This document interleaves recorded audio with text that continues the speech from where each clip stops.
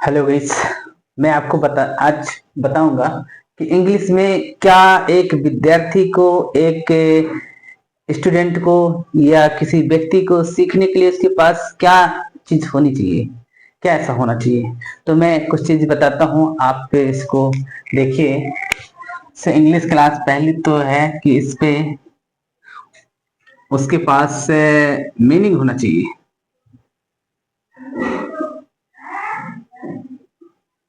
Meaning हो। दूसरा है उसके पास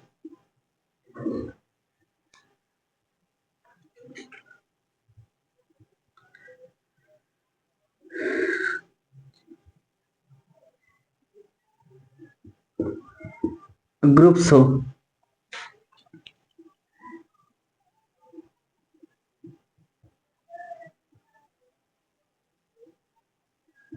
डिस्कशन हो।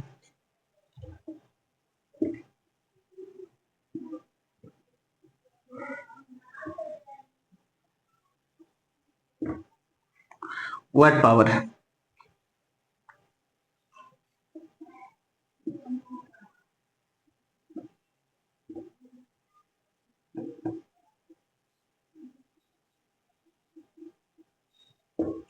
Basic rules.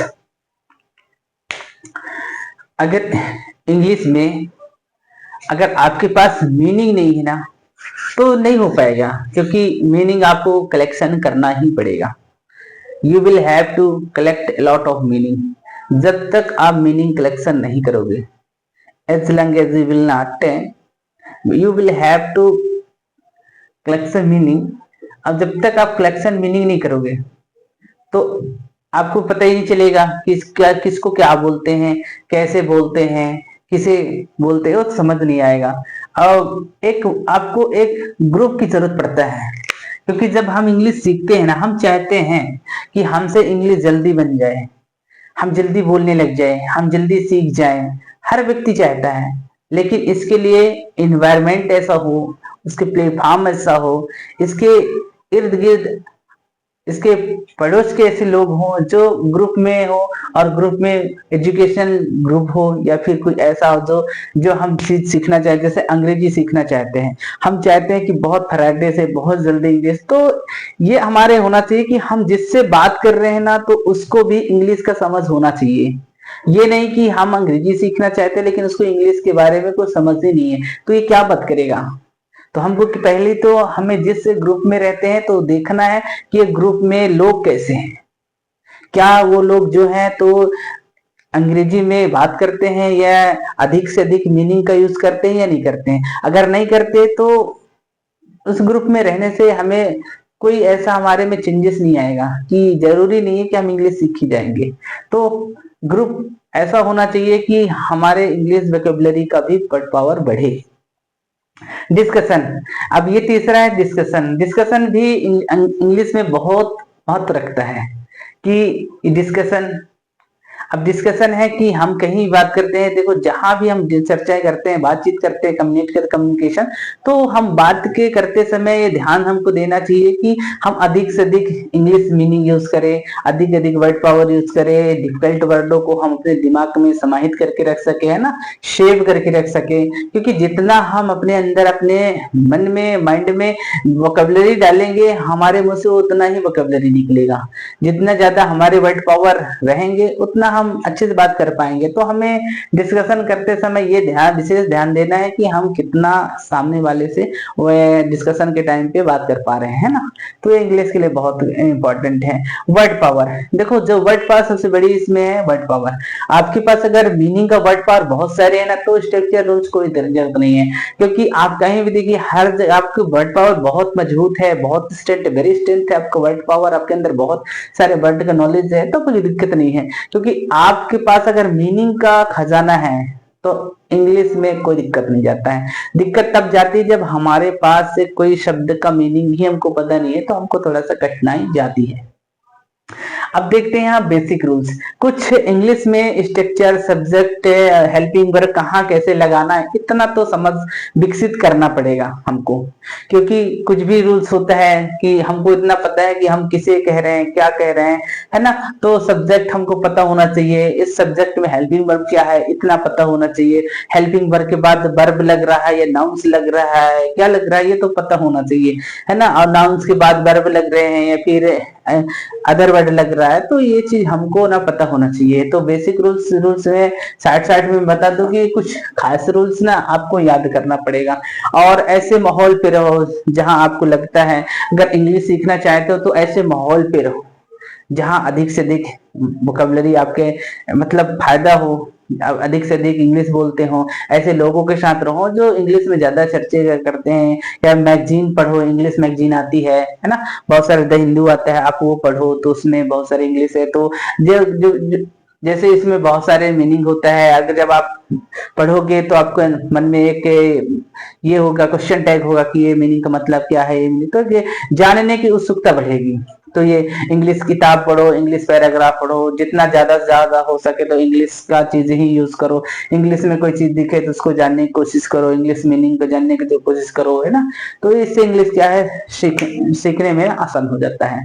और इंग्लिश को कोई लोग ऐसा मान के रखें कि इंग्लिश बहुत हार्ड है, इंग्लिश बहुत कठिन है, इंग्लिश हमसे हो ही नहीं पाएगा, हम तो बहुत हम जानते ही नहीं है। ये बहुत लोग ऐसा मानना है कि इंग्लिश में जब बात होती तो आधा लोग तो सोचते कि हमसे हो ही नहीं पाएगा, इंग्लिश तो बड़े बड़े लोगों की चीज है ना।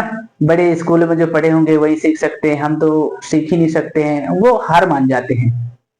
लेकिन इतना बड़ा, इतना कठिन नहीं है जितना कठिन आप इसको मान के चलते हो। इंग्लिश बहुत बड़ा पहाड़ है, क्योंकि देखिए बहुत बड़ा है, लेकिन अगर आप इसको सीखना चाहो तो बड़ा सा छोटा हो सकता है। ये आपके ऊपर है कि आप इसको छोटा करना चाहते हो या बड़ा करना चाहते हो। अगर इसको छोटा कर सकते हो तो उसको बड़ा भी कर सकते हो, ये आपके ऊपर है कि आप इसको छोटा कर सकते हो कि बड़ा कर। अगर आप पढ़ोगे तो बिल्कुल आसान हो जाएगा, हर कठिन सा चीज आसान हो जाता है। लेकिन अगर आप इसको सोचोगे कठिन हो तो कठिन होते होते कठिन हो जाएगा। मैं आपको एक तरीके बताता हूँ, देखो बहुत सरल तरीके हैं, शायद है कि आपके लिए ही प्रॉफिट बेनिफिट हो सकता है। मुझे ऐसा लगता है कि दो तीन चीजें ना मैं आपको बता रहा हूँ, बहुत पढ़ने में दो तीन चीजें हैं। जैसे बेसिक कंसेप्ट, जैसे बेसिक कंसेप्ट,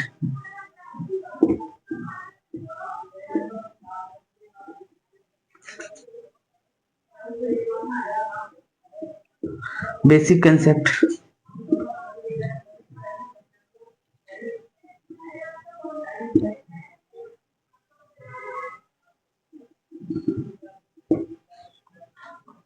देखो बेसिक कंसेप्ट और रिवाइज, मैं आपको दो मीनिंग को बताना। जब तक आप किसी सब्जेक्ट का बेसिक कंसेप्ट याद नहीं रखोगे तब तक वो सब्जेक्ट नहीं बनेगा। या फिर इंग्लिश हो, मैथ हो, कुछ भी है, इसका बेसिक कंसेप्ट आपको पता होना चाहिए, है ना। और दूसरा है रिवाइज। जितना ज्यादा आप रिवाइज करोगे, जितना ज्यादा आप करोगे, आपको उतना ही फायदा है। मैं आपको एक सरल तरीके से बता रहा हूं कि जब तक के, जैसे मैं बेसिक, अगर बच्चों को कितना भी मतलब बेसिक, किसी बच्चों का, किसी विद्यार्थी का अगर बेसिक मजबूत नहीं है ना, बेसिक अगर इसका मजबूत नहीं है ना, आप इसको कितना पढ़ा दो, आप इसका कितना बता दो, उसको समझना विकसित नहीं होगा, उसको समझ नहीं आएगा।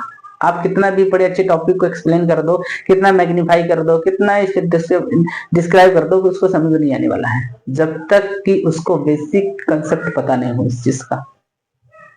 चाहे कोई कितना दावा कर दे, लेकिन जब तक उस लड़के विद्यार्थी को बेसिक कंसेप्ट उस सब्जेक्ट का क्लियर नहीं है, तब तक हम चाहे उसे कितना भी इसके दिमाग में जोर डाल दे, उसके दिमाग के अंदर कभी नहीं जाएगा। क्योंकि बेसिक बहुत बड़ी रूल्स है। पहले कोई भी सब्जेक्ट का बेसिक कंसेप्ट क्लियर हो, समझो, बेसिक समझ अगर विकसित हो गया तो उसको फिर आप कहीं से भी समझाओगे वो आसानी से ग्रहण कर लेगा।